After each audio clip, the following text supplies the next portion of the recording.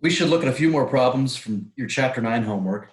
A couple of these problems require understanding the relation between energy and this quantity called power. So let's start with a simple example. Let's investigate the work required to lift a 20-pound dumbbell. Let's say you're at the gym and you want to curl a dumbbell. And if you think about it, you probably lift that through a distance of something like 2 feet. And let's just suppose that you're applying a force on the dumbbell equal to its weight. So you're lifting it at constant speed. Since we're talking about a constant force, we can use this simple calculation for work. This is a one-dimensional problem. Just take the force in the y direction times the displacement. And that would be 20 pounds times 2 feet. And of course, these are not SI units. We'd like to have newtons and meters. So I know that 1 pound is something like 4.45 newtons, and 3.3 feet are equivalent roughly to 1 meter. So the work that we're talking about here, I've got 40 times 4.45 divided by 3.3. I'll just round that to 54 joules, which tells you that the joule is not a very large unit of energy, because if you just do one curl, can you burn even 1 calorie like that? Probably not. That's probably even less than 1 calorie that you just burned. And yet it's 54 joules. So a joule by itself, 1 joule, must be a rather small quantity of energy. In fact, I'll remind you that 1 nutritional calorie is about 4.2 thousand joules. Okay, so let's look at how quickly you're using that energy. Suppose you do 2 reps every 3 seconds, because I'm just pumping my arm here and trying to imagine the rate at which you might curl in a gym. I don't go to the gym personally, but rate at which work is done. Let's say 2 reps every 3 seconds. Okay. So the amount of, and I'm going to use the letter E now for energy, because to do work requires energy. We've already looked at how work results in a change in kinetic energy. So the units of work are the same as the units of energy. 1 Newton meter is the same as a joule. So let's look at how much energy you're expending per unit time. So the amount of energy you're expending to do these 2 reps divided by the amount of time it takes to do it. That would be the 3 seconds. So 2 reps, that's 2 times 54 joules. You're expending that much energy every 3 seconds. And that's equivalent to, interesting, I'm getting the whole number 36. Let me check that, 2 times 54 divided by 3. Okay, so I get that that's equivalent to 36 joules every second. Okay. So you're performing 36 joules of physics work every second.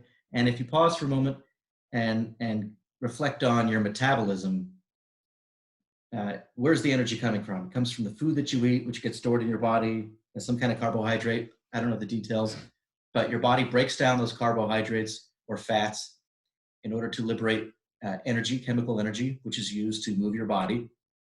And there's no way that it's 100% efficient, right? If you metabolize 100 joules, I don't think all 100 joules are actually going to useful work like lifting something. A lot of it's just waste. That's unavoidable. And that's really a topic for thermodynamics.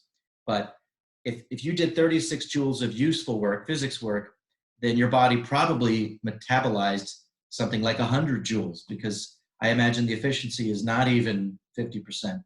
I don't actually know the number. I do know that for automobile engines, the efficiency is pretty far down there at something like 20%. Okay, well, joules per second, we actually have a name for that unit. You could rewrite that as 36 watts. So 1 watt is a rate of energy consumption defined as 1 joule every second. If you are doing 1 joule of useful work every second, the power that you are developing, that's one way to put it in words, you're developing a power of 1 watt. And you can see that 1 watt is not very much power, because even, casually doing 2 reps with the dumbbell, and not particularly heavy dumbbell, 2 reps every 3 seconds, that's already a power of 36 watts. So 1 watt is pretty piddly. And maybe now's a good time to talk about some familiar wattages.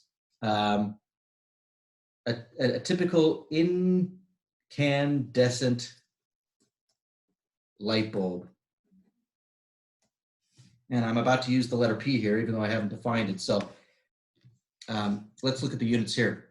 I was talking about power. Power is the rate of energy consumption. It's how quickly you're burning through energy, or how quickly you're doing work. It's the amount of energy per unit time. So don't take this too literally. Delta E, usually we use the symbol delta for change. It could mean change in total energy, like the change in the energy within your body. Obviously, if you're exercising, the energy within your body is decreasing. You're using up energy. But you could also just think of this delta as meaning a quantity of energy. So quantity of energy per unit time. Power equals rate of energy consumption per time. This is a fundamental relation. So the power of a light bulb, an old-fashioned incandescent light bulb, a lot of them had a power consumption of 60 watts, which means that they use 60 joules every second. Now, where does that energy go in the case of a light bulb? Surprisingly, most of those 60 joules being consumed by the light bulb every second did not actually go to producing visible light. Something like 10% of those joules, so maybe only 6 joules per second, actually were transformed into visible light. The rest of it was transformed into something called infrared radiation, which you can't perceive with your eyeballs. We don't see in the infrared, but our skin does absorb it, and we experience that as warmth or heat. So those light bulbs are not particularly efficient. You can go to Home Depot and pick up a 6 watt, not 60 watt, but a 6 watt CFL bulb, or now they've got the LED bulbs. They put out as much light as the old-fashioned incandescent light bulbs, but they draw much less power because they're much more efficient. What about a human being just sitting on the couch? Human, I'll say at rest. If you're just sitting on the couch, watching Netflix, eating Cheetos, how many joules per second is your body going through? Because it ain't free to be a warm-blooded mammal, is it? It takes energy to keep your body warm, to keep your heart pumping, your kidneys doing what they do, to keep your brain processing. Even if you're just vegetating, there's still a lot going on in your brain, at least for some of you. And I think that the power is something like, I'm putting approximate, 100 watts. That's kind of interesting that a biological organism such as yourself can be compared to a light bulb in terms of energy consumption. So that's probably a power appropriate to sleeping or relaxing. On the other hand, if you're wrestling, running upstairs, doing some kind of Olympic sport, basketball, football, anything extremely strenuous, easily, I guess I'll call that strenuous exercise. Running for your life in a horror movie, the power could easily exceed 1,000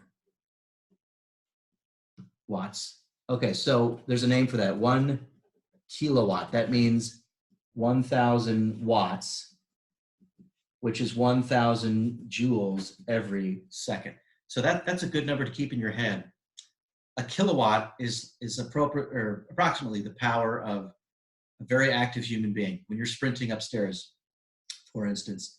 And it's also roughly equal to a non-SI unit, the horsepower, if you've ever been curious. 1 horsepower is about 1 kilowatt. It's actually less. I think the exact number is something like 1 horsepower is 746 watts. So it's more like 3/4. Whoops, 1/3 of a kilowatt.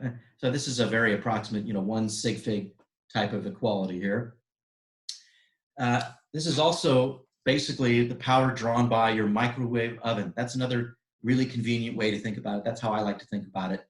Every time you turn on your microwave on normal power, you're drawing about 1 kilowatt. Same thing with the toaster or a hair dryer. In fact, you should try this sometime. If you have access to your electrical meter, maybe you don't if you live in an apartment, but if you know where the panel is and the meter, anytime you turn on the coffee maker in the morning or the toaster, walk outside with your cup of coffee and watch that meter, because it'll show you how much power is currently being drawn by your home. And you'll see it drop by about a kilowatt when the toaster turns off. Once the toast is done, then it's time to go back inside and put some peanut butter on it. Okay. Now I want to take a closer look at this equation. Power equals rate of energy consumption. We could solve this for the energy consumed, and we would have this expression. Total energy consumed is power times time. So just check the units. 1 joule per second, for instance, times 1 second. If you consume energy at a rate of 1 joule every second, and you do that for 1 second, you have just consumed 1 joule. Those are the SI units of energy and power. The joule is energy, the watt is power, and the second is time. However, your electric company chooses to use more convenient units. Suppose you were using your microwave oven to defrost a frozen turkey. I always use this example. That's not going to be accomplished in 2 or 3 minutes. It might take a whole hour to defrost something that large. So suppose you used your microwave oven for a full hour. How much energy did you just consume? 1 kilowatt of energy consumption, or 1 kilowatt rate of energy consumption for 1 full hour. The energy consumed is power times time. Rather than use the SI units, I could say 1 kilowatt times 1 hour. Now this is really 3,600 seconds, and this is 1,000 watts. Watts would be the SI unit of power, and the second would be the SI unit of time. But we could do something cute here. Let's just juxtapose the 2 units and call this a kilowatt hour. Because you can see from the units that this is indeed a unit of energy. We have a unit of power times a unit of time. This would have to be a unit of energy. It's not the SI unit, of course, but it's a very convenient unit because you know what a kilowatt hour is. It's the energy that you consume if you use a 1 kilowatt appliance for 1 hour.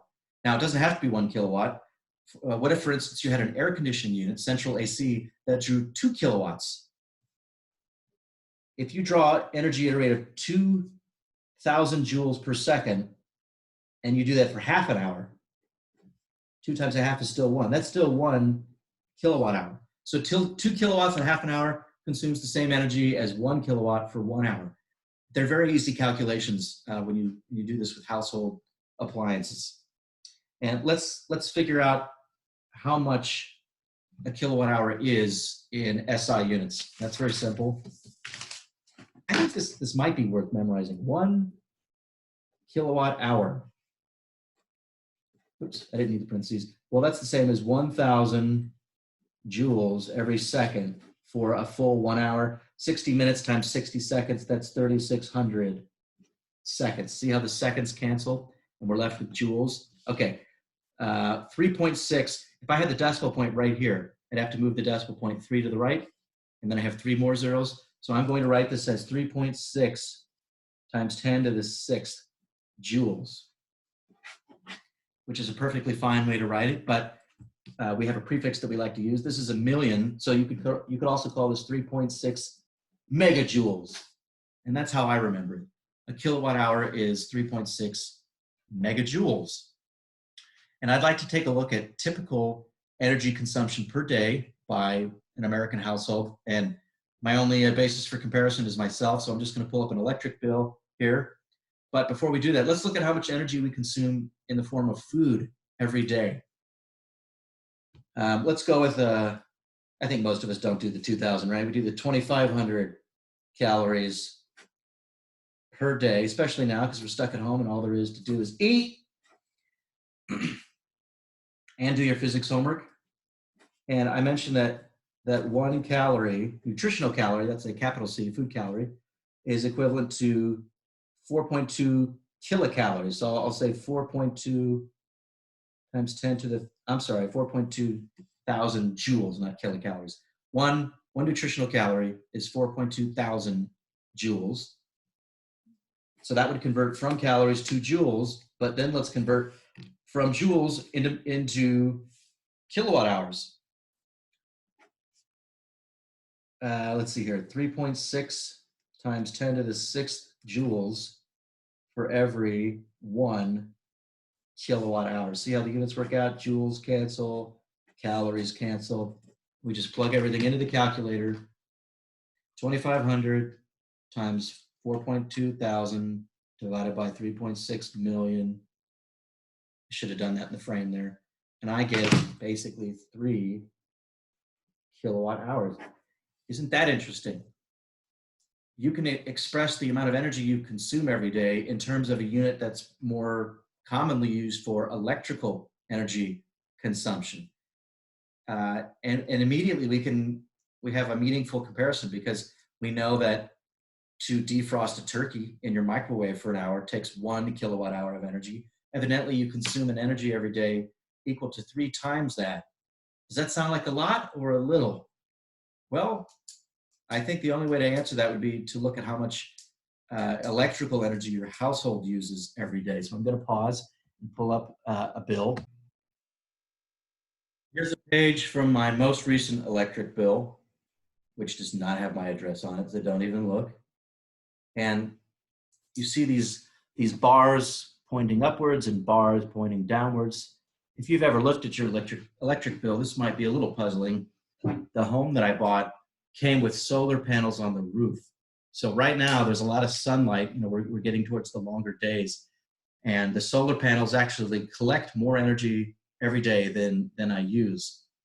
And that's why these bars are going negative. But they do tell me here that my consumption over the last 30 days or so is 271 kilowatt hours. So you can check this. I'm going to take my calculator and say 271 kilowatt hours divided by 30 days is 9 kilowatt hours per day.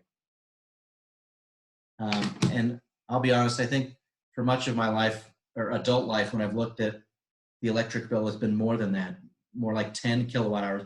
Because sometimes, if you live in a place where it's hot and you have an inefficient air conditioner, maybe you don't have any air conditioner, in which case your electric bill is going to be considerably lower. But 9 or 10 is a good number for a lot of households. Just for comparison, and a moment ago I really should have written 3 kilowatt hours per day. I still had the day in the denominator.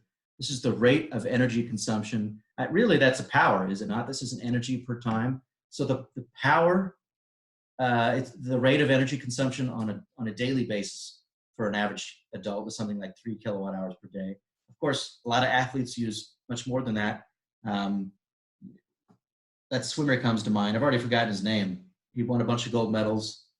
He probably consumed something like 10,000 calories per day with his swimming regimen, which would be, 8 kilowatt hours per day, perhaps? That's comparable to a typical household's electrical energy consumption. All right, so you could say that an average person consumes 3 times as much energy in the form of electricity than they do in the form of food. And it's interesting to contrast those, not just on a per kilowatt hour basis, but in terms of price. So in many places in California, the cost of 1 kilowatt hour of electrical energy is roughly, I'm going to go with 15 cents. Depending on where you live, it may be higher or lower. This says costs. And if you use a ton of electricity every month, they start to charge you more per kilowatt hour. They've got the different tiers of consumption. If you just want to keep your freezer and your refrigerator running, if you have very basic electrical needs, you're probably paying something like that per kilowatt hour. And that means 10 kilowatt hours per day times 15 cents per kilowatt hour. Just move the decimal place over one. You're paying something like $1.50 per day to run the appliances in your home. And if we multiply that by 30, 3 times 1.5, what is that? 4. I think you're paying $45. Yeah, something like $45 per month. That sounds about right. But let's just focus on the per day cost. What about food?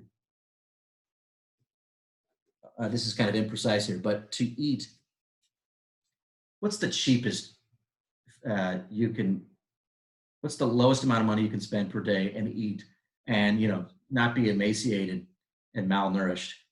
Well, if you live with your parents or somebody in your family and they're cooking for you, I guess you can do that for free. But if you have to pay for everything yourself, and I'm not counting the cost of the energy to cook your food if you're going to cook at home, but I think $5, that's like bare minimum. It's probably somewhere between 5 and 10, but let's go with the very lowest possible number, $5 per day, which tells you that food is quite a bit more expensive than electricity.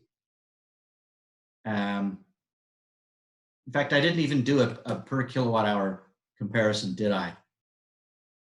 Let's do it this way. $5 for 3 kilowatt hours. That's for food energy. 5 divided by 3. That's the bare minimum. So $1.70 per kilowatt hour. Okay, so let me add the units up here.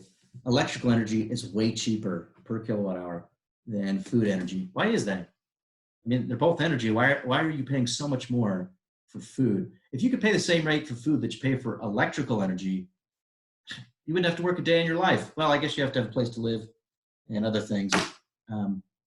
Well, think about it. When you go to the store and buy groceries, there's a long line of people in the economy that went into making that happen. Somebody had to grow crops, harvest the crops, process the wheat, ship it. Somebody else had to turn that into an ingredient and then prepare food items with it, and then they had to ship it to a store. So there's the drivers, all the chemical processing plant people along the way, the people working at the grocery store, a huge amount of labor going into that. Whereas when you consume electricity, yeah, there's people at the power plant pushing buttons and checking meters and all that, making sure the place doesn't explode or burn down. But and then somebody had to dig up the coal as well, if we're talking about a coal burning power plant. But who did all the work originally of collecting the energy? Those are fossil fuels. So you're burning through materials that were collected over millions of years by plants and animals that lived long ago, and we don't have to pay them for their work. They're gone. It's interesting to think about the simple economics there. Okay, we can use all of this to do a couple easy problems from your homework. Before I do that, though, I did want to say one more thing about the relation between power and energy. Here's a graphic I pulled up from the web. This is not my electric bill, but they're showing you hourly usage throughout the day for a typical customer. So we're in the middle of June here. That's a hotter month. And during the hour from 11 a.m. to 12 p.m., for instance, it looks like this household consumed something like 5 kilowatt hours of energy. So they're telling you how many kilowatt hours per hour you're using. Let's do an example calculation. During this 1 hour here, it looks like they used something like 7 kilowatt hours. So suppose they had a 7 kilowatt air conditioning unit. No TVs were on, although TVs really don't use much energy these days anyway. No other appliances, just the air conditioning. If that massive central AC unit draws 7 kilowatts and they leave it on for that full hour, they would have consumed 7 kilowatt hours during that 1 hour. So you can see how the power ebbs and flows. There are times in the day where they're drawing more power. Why would it peak late in the evening? Presumably everybody's home from work or school and they're using all their TVs and the washing machine and some other stuff simultaneously. Okay, I took the liberty of putting this into Microsoft Paint and applying my artistic skills. Let me pull that up. I tried to trace the envelope of all these bars in the bar chart. So the height of that red curve tells you the rate at which energy is being consumed throughout the day. And that rate peaks in the middle of the day when it's hot. It peaks again later when everybody's home. How do you think you could visualize using that graph? How could you visualize the total energy used during the day? Because the height of the curve tells you the rate at which energy is being used. But if you wanted to extract from that graph the total energy used, how does that jump out at you? I mean, you could just imagine, you could imagine a household that's using a lot, they're drawing power at a greater rate all day long. Wouldn't the curve be higher the whole time? And that would mean that the area under the curve would be greater. So hopefully you have some sense that the area under this curve should tell us something about the total energy consumed. And let's look at that mathematically. You all know from calculus that the area under a curve can be expressed as an integral. So I need the area under that curve. Well, the height of the curve is the power. And we've already defined power as the rate of energy consumed per unit time. And I'm integrating with respect to time because, you know, they showed you all the hours from 8 a.m., let's say, till midnight or whatever. And I'm being a little sloppy with the notation here, actually very sloppy because it doesn't make sense to use the delta two different ways. How about I just use capital E for total energy consumed? And this is the rate at which energy is being consumed. In fact, if we wanted to use the differential notation, we could say dE dt. And then this is kind of obvious, right? What do you get if you first take energy and differentiate with respect to time and then integrate with respect to time? Don't those two operations undo each other? Of course, the integral of the derivative of E is E. But we have a name for this, the rate at which you're consuming energy, that's power. So total energy would be the integral of power over time. And a moment ago, I gave a simpler relation. If the rate at which you're drawing power is constant, I should say the rate at which you're drawing energy. Power is the rate at which you're drawing energy, but sometimes in common language, people say drawing power. You know, it's just an imprecision in the language there. The only way to really be precise is to use equations. If P is a constant, can't you pull it out in front? I mean, for your household, P is not constant. It peaks during the day, let's say, when it's hot, if you're running your air conditioning. If it were constant, you could pull it out front and you would have the integral of dt. What does it mean to integrate all your dt's? Well, that would just be the total time interval. In fact, the antiderivative of 1 with respect to t is just t. So we could have pt, or if I wanted to use the delta symbols, total energy used is power times time interval. So I'm kind of going around in circles because this is the equation that I quoted earlier in this video, but at that point I was just assuming that the power is constant. But now we've got this more general expression. It's the integral of power over time, which reduces to this simpler formula if your power is constant. So we should do a couple homework problems using this simple relation. In number 38 from chapter 9, we're supposed to compare the energy consumed by two different appliances. We start with a 1.2 kilowatt hair dryer. So that's comparable to a toaster or a microwave oven. And you leave it on for 10 minutes. And I'm going to do this using fractions if I can. 1.2, isn't that 1 1/5, which would be 6/5? 6/5 of a kilowatt for 10 minutes. Well, 10 minutes, 10 compared to 60 minutes would be 1/6 of an hour. And we see that the 6's cancel and we just get 1/5 of a kilowatt hour, which I can write as 0.2 kilowatt hours. Okay, well, I'm going to do this without writing it down. If it costs 15 cents per kilowatt hour, 0.2 kilowatt hours times 15 cents per kilowatt hour, it costs you about 3 cents to dry your hair with a hair dryer. Interesting. Is that going to cost more or less than running a 10-watt nightlight? Say you're afraid of the dark and you need that nightlight on, and I don't know, for whatever reason, you don't turn it off the rest of the day because that's how the problem is posed. It's on for 24 hours. Well, 10 kilowatts, 10 compared to 1,000 is 100th, right? Am I doing that right? Yeah.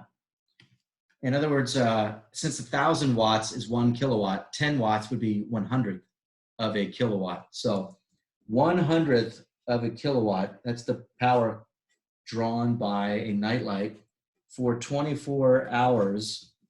See the kilowatt hour there?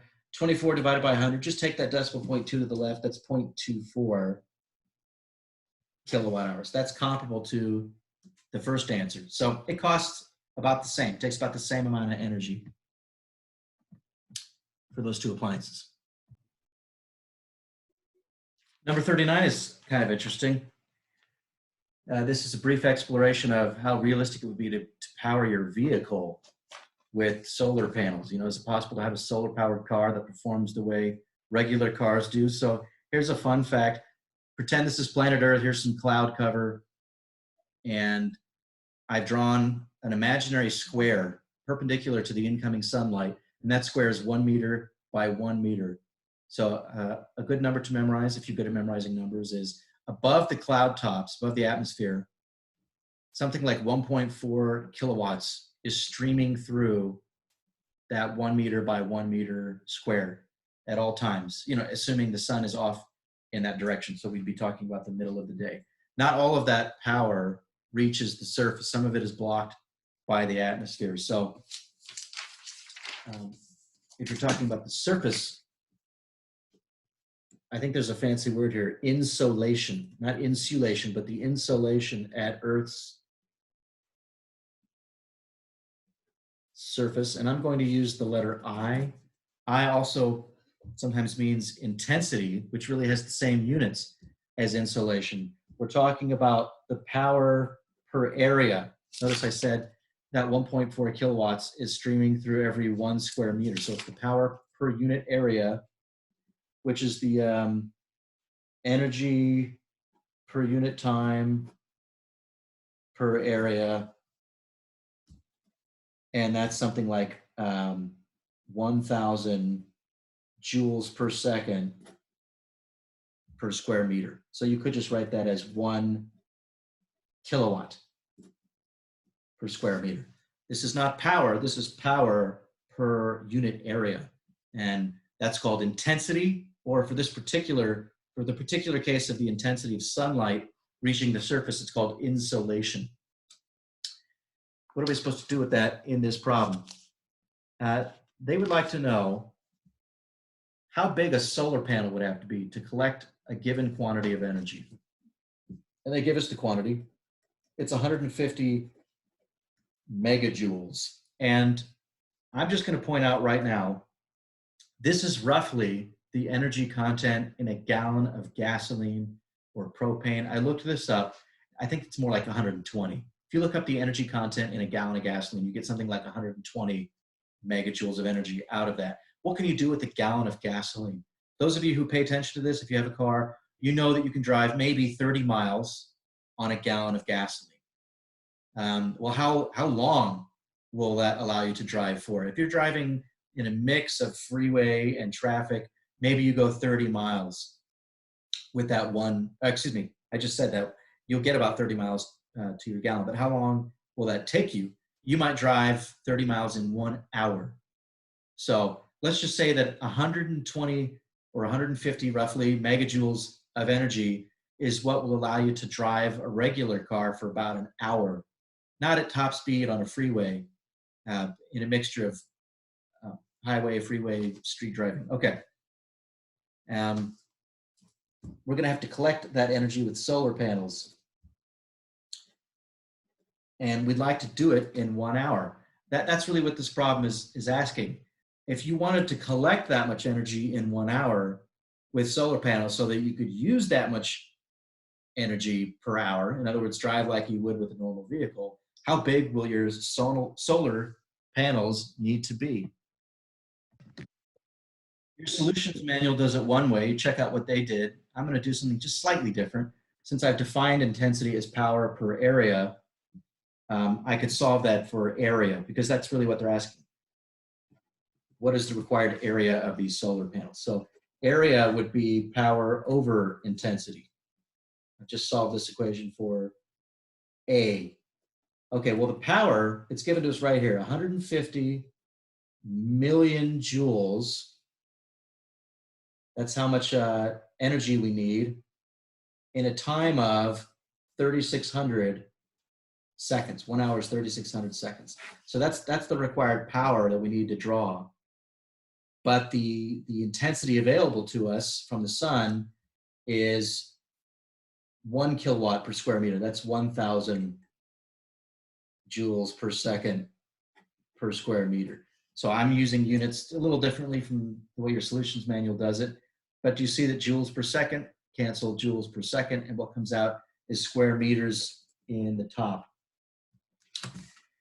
And let's see here, 150 million divided by 3,600 divided by 1,000, roughly 42 square meters. So if you just had one giant square panel on the top of your car, here's your ugly car,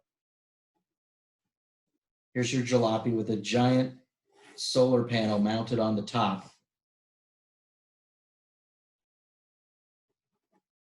Let's call the side x, x by x. We know x squared has to be 42 square meters. So it would need to be what length on a side? The square root of 42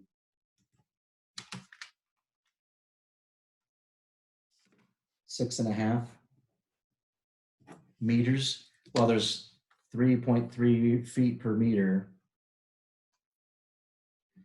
Okay. Over 20 feet on a side. That's going to look pretty stupid, isn't it? Can you imagine if everybody driving around in cars like that, the kind of clearance we'd have to have on all sides of us? But it would be sustainable, I suppose, or would it? One thing that always gets left out of that discussion of sustainability, you know, we'd all like to move to the greener energy sources. It takes material and energy to make these panels, and often the materials have to be mined from the ground, and that means bringing in heavy equipment to dig it up. Well, the heavy equipment uses gas and fossil fuels. So, and until you have solar-powered equipment to dig up the materials and process them and manufacture all that stuff, you know, it's not totally, it's difficult to account for all the steps along the way, right? Because the whole process involves many people, and each of those individuals probably doesn't have a total view of the whole thing. You know, maybe somebody does. But the takeaway from this problem is every hour, if you want to drive like a normal person, minimum, you're going to need something like 150 megajoules per hour to do that.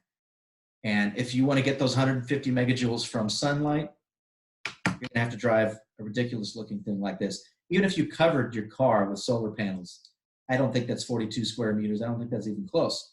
Now, if you're talking about an airplane, that would be doable because they've already got large wingspans. And I think there have been some solar-powered aircraft that have been constructed.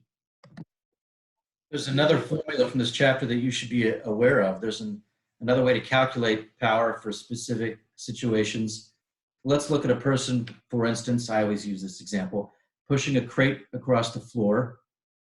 And no matter what speed they're pushing the crate at, let's say it moves through a tiny displacement dx in a time dt. So dx is just an infinitesimal displacement, and it takes some time dt. Of course, if you took the ratio of dx to dt, that would give you the speed at which he's pushing the crate, but that's irrelevant to the formula here. And let's look at the rate at which he's doing work on the crate, or the rate at which he's expending energy. And that's really power. And I'll use the differential notation this time. this person, by virtue of pushing on the crate, they're doing some quantity of work, which is equivalent to consumption of energy, dE, in a time dt. And I'll just rewrite that as dW dt. It's still a power because work has units of joules. It's still joules per second, the amount of work they're doing per unit time. Some books don't like to use the differential dW because it's not really a differential. You may have heard that the total energy in the universe is conserved or constant, and the energy of a system has a definite value. It can go up or down. So it makes sense to talk about the change in energy of a system, but work is not, it's not a property of a system. It's not like the crate has a certain amount of work which can be increased or decreased by the person. That's not what it means. Work is a transfer of energy between two systems. And that's why some books choose not to use dW, or they'll put a little bar across the D to signify that it's not really a differential. But I'm just using it symbolically the way your book probably does. In any case, we know that for a constant force, work is force times distance, or in general, it would be the integral of F dot dr. In this case, our dr is just dx. I hope you see that the tiny quantity of work done would be the force applied through that tiny displacement dx, force times distance. And I was careful to write the dt specifically under the dx because you may recognize dx over dt, that's the derivative of position with respect to time, or that's the ratio of displacement over time interval in the limit as delta t goes to 0. In other words, we call it dt. So it's velocity. And there it is. There's your one-dimensional formula for a mechanical power due to the application of a force. Any force applied to something that's moving, as long as those are parallel. Here, the velocity and the force would have to be parallel in order to use this expression. It's just force times velocity. So there's a lot of situations where that's useful. Suppose you're sprinting. If you knew how hard your feet were pushing on the ground, that's just as hard as the ground's pushing on your feet. You could just multiply that force by your speed, and that would tell you the power, mechanical power that you are developing in the act of sprinting. Or if you knew how hard the tires of a sports car were jamming into the road, the drive wheels, and then the road pushes back with the same force, you could multiply that by the speed of the vehicle to figure out the power developed by the vehicle, however many horsepower you're talking about. And if the two are not parallel, if force is not parallel to velocity, you would have to use this expression, the force dotted with the velocity vector. We're not going to use that. That doesn't show up in the homework. But if you're curious, there it is. And now we can use this for a homework problem.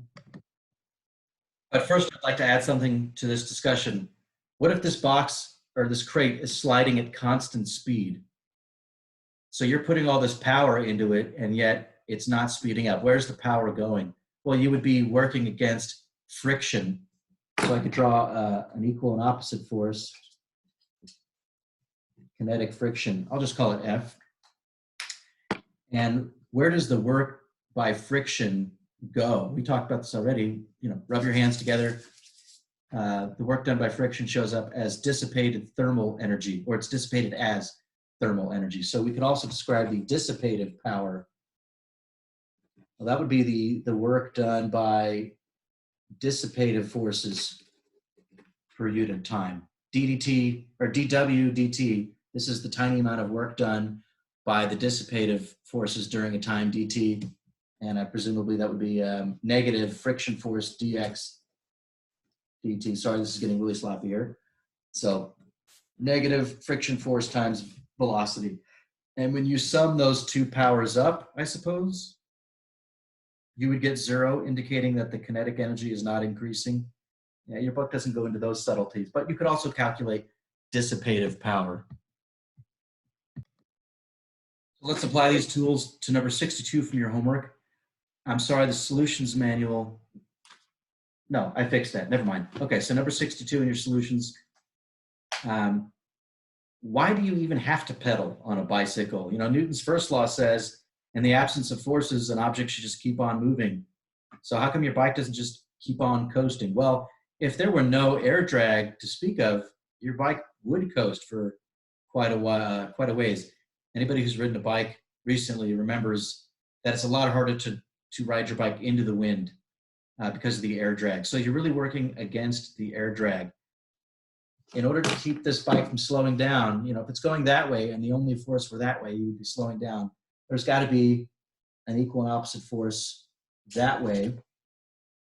I'll just call that friction, because it's a static friction force between the rubber of the tires and the road. So you push your feet down on the pedals, and there's that gear, you know, the gear arrangement, crankshaft, is that what you call it?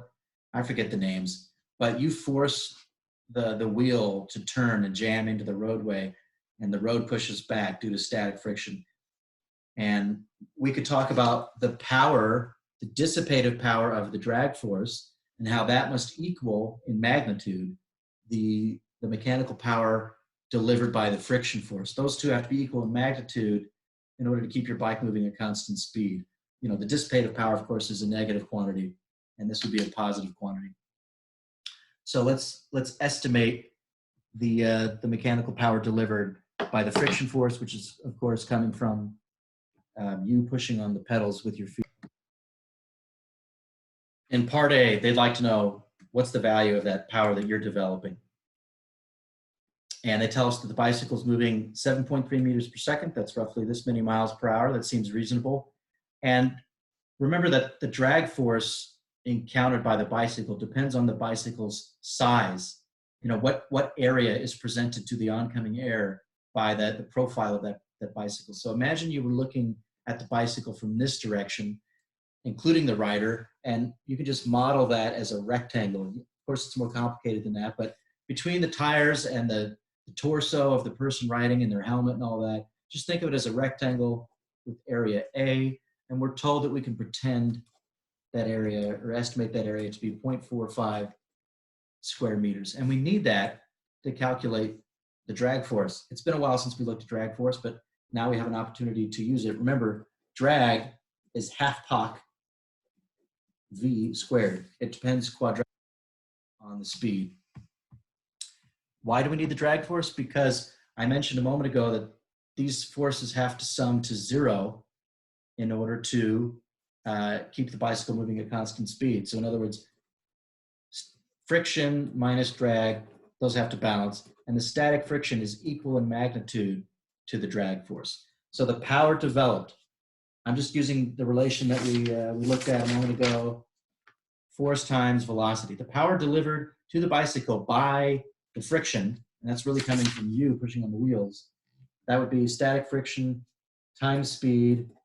Well, that's equal in magnitude to drag. That's drag times speed, which would be half Poc V squared times V. We actually have a V to the third power. That's kind of interesting, that the power you have to develop is proportional to the third power of your velocity. So if you'd like to ride twice as fast, 2 to the third, you're going to have to put in 8 times the power. That kind of surprises me as an occasional rider of bicycles. So let's plug in the numbers here. I think the typical value for air density is 1.25. And then the drag coefficient. What are we supposed to use for the drag? They told us in the problem to go with 0.9. And the speed that we're given, 7.3. I'm running out of space here. Let me cube that. We'll plug in those numbers.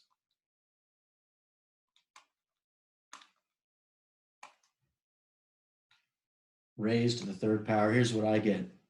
98 watts. Seems a little low, does it not?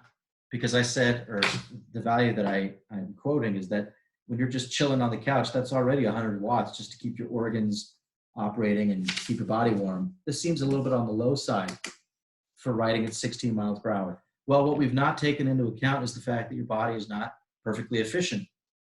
If you want to do 98 joules of useful work every second, your body's going to have to metabolize more than just 98 joules every second, because a lot of that metabolized energy is wasted as heat. It's dissipated in some manner. It's not being used for the purpose that you'd like. So in part B, they say, suppose the metabolic power is, well, here's how they tell us to think about it. Pretend your body is 25% efficient. And that would mean that the mechanical power is only 0.25 times the metabolic power. So this would be the actual rate of energy consumption by your body. Only 25% of that goes into mechanical power. All we have to do is divide. So I could have called this mechanical power. Divide the previous value by 0.25. So the metabolic power would be 98 watts divided by 0.25. Well, dividing by a fourth is multiplying by 4. So this is more like 400, of course. 400 watts. Hey, does anybody know how to turn off Dropbox notifications? I try, and I can't do it. So every time my colleagues update their Dropbox folders, I get a little pop-up on my laptop. It's driving me crazy. 400 watts. That sounds more realistic, right? So lastly, what we can do is figure out how many calories this bicyclist would burn in 1 hour if they continue to ride at 7.3. And I should point out, air drag is a little different from wind. This V here is really the relative speed of you and the air. So if the air is still, if it's a day and you're moving at 7.3 meters per second through the air, then that would be the appropriate number to plug into the equation. But what if the wind is blowing at 10 meters per second and you're going the opposite direction at 7? I think it would be more like 17 meters per second that you would plug in. So this is a windless day that we're calculating this for. Last part of the calculation, let me just use the space over here. The total energy is power times time. You can use that equation if the power is constant. So 400 watts, that's 400 joules every second, times, there's 1 nutritional calorie for every 4,200 joules. And for 1 hour, that's 3,600 seconds. So what I've done first is convert joules into calories and then multiply by the time interval to get the total energy used in calories, because that's what we care about. 400 divided by 4,200 times 3,600. You've only burned a measly 340 calories. What? All that work, you rode for an entire hour and you only burned off 1 slice of pizza. Not fair. Well, I don't know much about this, but I do think that when you stop exercising, your metabolism is still a little elevated, and plus your body has to repair tissues and all that stuff. So you probably end up burning a little bit more than that. Plus, when you go home, you're going to be hungry. So you're going to pick up another piece of pizza, and it takes energy to chew that pizza. So you've got that additional workout from all the chewing. Everything should cancel out. Let's check out one more problem pertaining to power and energy from number 36, from chapter number 9. This is problem number 36. Easy one. You've got an elevator being lifted by a motor. There's some cables, probably in a pulley system. And we're told that this elevator moves through a displacement of 100 meters. That's got to be a tall building, because that's the length of a football field. I suppose we're talking about a skyscraper here and a 1 metric ton elevator. We're supposed to calculate the work done by the motor. Well, the motor is what's producing the tension in the cable. So we don't know about the details within the motor, but the motor is having to apply a force equal to the tension. And we know that if the elevator is rising at constant speed, the net force on it vertically would have to be 0. And that means the tension needs to balance the weight of the elevator. So the tension is equal to the weight. And we can say that the work done by the motor is just the tension times the displacement. And that's got to equal the weight of the elevator. So mg for the elevator times delta y By the way, how come I can use this simple equation for work? Because it's a one-dimensional problem. I don't need the dot product, and the force is constant. I don't need to do an integral of f dx, for instance. Okay, 1,000 kilograms times Earth's gravitational field of 9.8 newtons for every kilogram times 100 meters. There's the units we want. Newton meters, that's joules. Okay, 1,000 times 9.8 times 100. And I can write that as 980, 980 kilojoules. Okay. That's less than 1 kilowatt hour because a kilowatt hour is 3.6 megajoules. So it just costs a fraction of a cent, maybe a cent, surprisingly, to lift this elevator that far. Let me check the solutions manual. Yeah, they got the same number here. And in part B, what's the power drawn by the motor? I mean, we just calculated how much energy is used, but what is the rate at which that energy is being consumed? Because you could take all day to lift the elevator, kind of like some senior citizens have those chairs that go up the stairs, and they take like an hour to get from the downstairs to the upstairs. Elevators don't move that slowly usually, so the rate at which you get to the top is going to affect the power. Let's do it two ways. They tell us that it takes a time interval of 50 seconds to do this. So we could say the power would be the total energy used, that's the work done, divided by, and notice, unlike the previous problem with the bicycle, there's no mention in this problem about the efficiency of the motor. Previously with the bicycle, at the end we said, hey, the human body's only 25% efficient, so you'd actually have to do 4 times the work because only 1/4 of it is going into useful mechanical energy or mechanical work. But electrical motors are often very efficient, over 90%, so we're not really concerned with that here. If we do 90 kilojoules of work in a time of 50 seconds, I'm just going to quote the manual here, that comes out to be 19.6 kilowatts. So 20 kilowatts. This elevator motor has to be able to handle a power 20 times as great as a typical microwave oven. That's a lot of power. You wouldn't want to put your fingers anywhere near that motor. That sounds really dangerous. Pardon me. There's one other way we could do this real quick. What's the speed on the way up? It has to go 100 meters in 50 seconds. Isn't that 2 meters per second? So force times, did I do that right? I sure hope I did. Power would be force times velocity. Let's see here. The force has got to equal the weight. What's the weight of 1,000 kilograms? 9,800 newtons times 2 meters per second. Of course, I get the same number, 19.6 kilowatts. However you'd like to do it. Okay, that's it for this video. I will come back in another video dedicated only to one problem, number 48, because a number of you had asked about number 48 with the pile driver. Cheers.